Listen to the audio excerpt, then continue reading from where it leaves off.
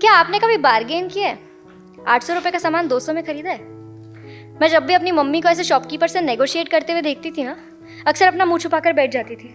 सोचती थी मैं नहीं जानती इनको। भाई एकदम कॉन्फिडेंस में बोल देती थी, भैया ना आपका ना मेरा 250 में लगा दो, और वो मान भी जाते थे, पता नहीं कैसे।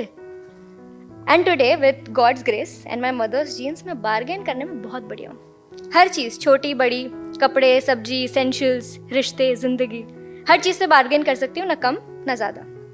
खैर, ये कहानी है 2018 की। तब मैं कॉलेज में थी, first year of my college. मैं हॉस्टल में रहती थी। अब हॉस्टल लाइफ ना बहुत अनोखी होती है। दोस्तों में परिवार होता है, उनके साथ मेस के घटिया खाने में भी थोड़ा सा स्वाद लगता है। थोड़ी नोक-झोंक होती है, थोड़ी घर की याद होती है। कभी रात को 4 बजे चुपके से बनाई हुई वो मैगी होती है जो सब लोग शेयर करते हैं। हॉस्टल लाइफ में ना कुछ तो मिल ही जाता है दिल बहलाए रखने के लिए। मेरे लिए वो चीज़ थी मेरी दोस्त प्रिया।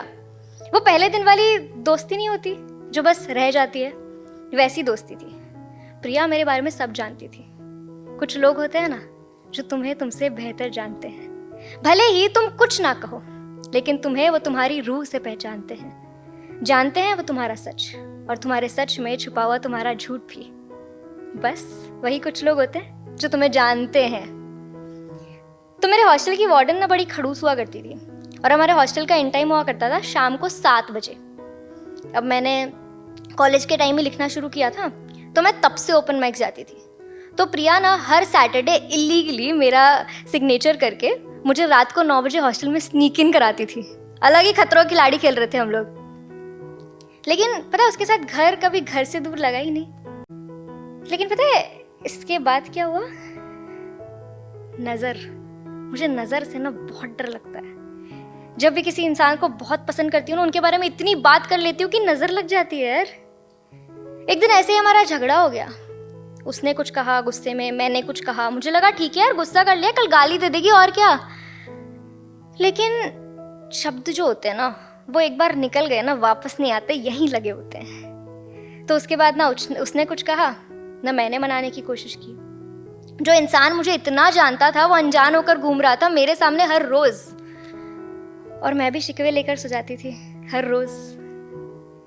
तो एक दिन मैं सुबह उठी, लेकिन मुझसे उठा ही नहीं गया। तबीयत बहुत खराब लग रही थी। चेक किया तो देखा बुखार था। एक दिन रुकी, दूसरा दिन रुकी, बुखार ठीक ही नहीं हो रहा था। सब किया, दवाइयाँ ली, बाहर गई, वॉक किया, सब किया जो किया जा सकता था। तीसरे दिन डॉक्टर के पास गई तो पता चला एक मच्छर कितना खतरनाक हो सकता है। डॉक्टर ने कहा कि डेंगू है, प्लेटलेट्स बहुत कम है, एडमिट करना पड़ेगा। मेरे पापा आए, मुझे एडमिट करा गया। बहुत दर्द में थी, प्लेटलेट्स बहुत कम थे, सलाइन चल रही थी, इंजेक्शन चल रही थी। उस वक्त ना मैं खाने को दवाइयों की जैसे खाती थी, बस वही चल रहा था पूरा टाइम। और पता है जैसे ही हमारी ज़िंदगी में एक माइनर सा भी इनकन्वीनियंस होता है ना, हम कैसे भगवान से भीख मांगने लग जाते हैं कि बस ये करा दो। मेरा भी चल रहा था कि भगवान बस हॉस्पिटल से निकाल दो, सब कर लूँगी। मतलब मेरी बार्गेन स्किल्स यहाँ भी चल रही थी। तो एक कोइंसिडेंस ऐसा था कि जिस टाइम मुझे डेंगू हुआ था ना, मेरे एक डिस्टेंट कज़िन को भी डेंगू हुआ था। वो भी हॉस्पिटल में था, मैं भी हॉस्पिटल में थी। दोनों की प्लेटलेट्स डाउन थी। तो हमारी मम्मी ने फ़ोन कर करके बात किया करती थी, हाँ मैंने इसके लिए काढ़ा बनाया, पी नहीं रही है, डॉक्टर्स ये बोल रहे हैं, आपने इसको ये दिया क्या। वही चल रहा था। लेकिन ऑनेस्टली मैं ना बहुत इरिटेट हो चुकी थी। मुझे फ्रस्ट्रेशन होने लग गया था। वही हॉस्पिटल का कमरा, 2 टाइम की इंजेक्शंस, वही नर्सेज, बहुत दर्द में थी यार। बट एक होप थी कि यार मैं हॉस्पिटल के बाद ना सीधा घर जाने वाली थी। तो घर की बात सुनकर तो मैं ऑलरेडी थोड़ी थोड़ी ठीक हो रही थी। फिर 6th डे पर, मेरे डेंगू के 6th डे पर मेरा बुखार कंट्रोल में आया। डॉक्टर ने कहा कि ठीक है आज इसको डिस्चार्ज मिल जाएगा। उस दिन ना मेरे चेहरे पर इतनी खुशी थी ना, ऐसे अलग ही चमक थी। पापा बाहर पेमेंट कर रहे हैं, मैं बैठी हूँ, मम्मी बात कर रही है किसी से। मैंने घर पे ना एक इंसान को फ़ोन करके बताया मैं आ रही हूँ, मेरे लिए ये खाना बनेगा। उतने में ही ना मम्मी को एक फ़ोन आया। मम्मी बात कर रही है, जैसे ही फ़ोन ख़त्म हुई मम्मी का चेहरा उतर गया। मैं मम्मी का चेहरा देख के समझ गई कुछ तो हुआ है। उतने मम्मी ने बोला कि बेटा वो तुम्हारा कज़न है ना, वो नहीं रहा, उसकी प्लेटलेट्स थोड़ी ज़्यादा गिर गई, फिर ठीक ही नहीं हुई। मैं बहुत डर गई, एकदम से बैठ गई नीचे, मेरे चेहरे की चमक उड़ गई, दिल सुन पड़ गया जैसे। मैं इतना जानती नहीं थी उसको, लेकिन वो मेरी उम्र का था ना, ऐसे कैसे हो सकता है। मुझे भी डेंगू था, ऐसे कैसे हो सकता है। बीमारी तो एक ही थी ना हम दोनों को, तो उसके साथ इतना बुरा क्यों और मेरे साथ इतना अच्छा क्यों। मैं बहुत सोच रही थी। मम्मी ने कहा कि बेटा अभी अभी ठीक हुई हो, ज़्यादा टेंशन मत लो, किस्मत की बात होती है। अभी किस्मत जो ऐसे पलटती है, ऐसे उस पर कैसे विश्वास कर लूँ मैं बहुत डरी हुई थी।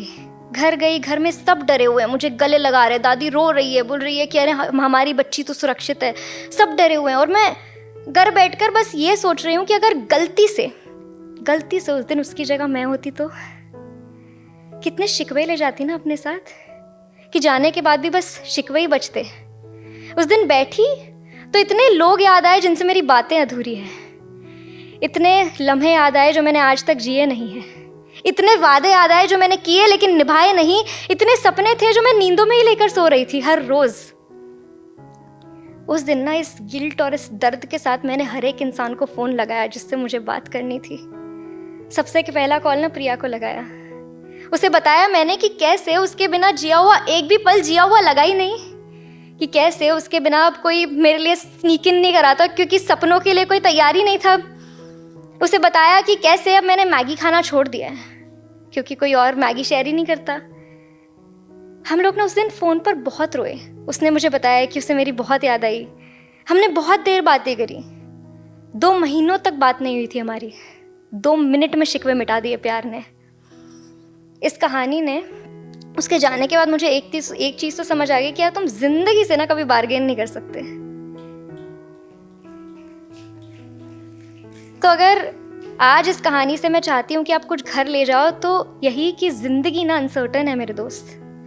शायद ज़िंदगी से ना वक्त मांगने से कुछ नहीं होगा। मांगना है तो अपने हिस्से की खुशियाँ मांगो, सपने मांगो, नींदों में 2 सपने देखो, सुबह उठकर 3 सपने जियो। लोगों को फ़ोन लगाओ, कहो उनसे बेवजह सी बातें, भले बातें खत्म हो जाए, कहो उनसे कुछ नहीं है कहने को लेकिन अब अच्छा लग रहा है। पढ़ लो खूबसूरत सी कविताएं आज, कह दो जिससे कहना है। आज है कल होगा भी नहीं वो शख्स तुम्हें ना कहने को। हजारों नियम बना लो आज, कल सारे तोड़ाना, अगले दिन फिर 100 नियम लिए तुम घर से निकल जाना। कर लो ना मोहब्बत, टूटने दो जो एक दिन शायद राख बनने ही वाला है। एक दिन समंदर किनारे बैठकर तुम डूबता सूरज देख ही लेना, भले अकेले हो जाओ, 1 कप चाय पी ही लेना तुम। एक बार ना जिंदगी में बार्गेन करना सीख लेना तुम। 800 का सामान 200 में खरीदने की कोशिश जरूर करना, लेकिन जिंदगी से बार्गेन मत करना, अपने सपनों से बार्गेन मत करना, अपनी खुशियों से बार्गेन मत करना। अगर किसी चीज से खुशी मिले ना तो बिना सोचे समझे बस कर लेना। Thank you.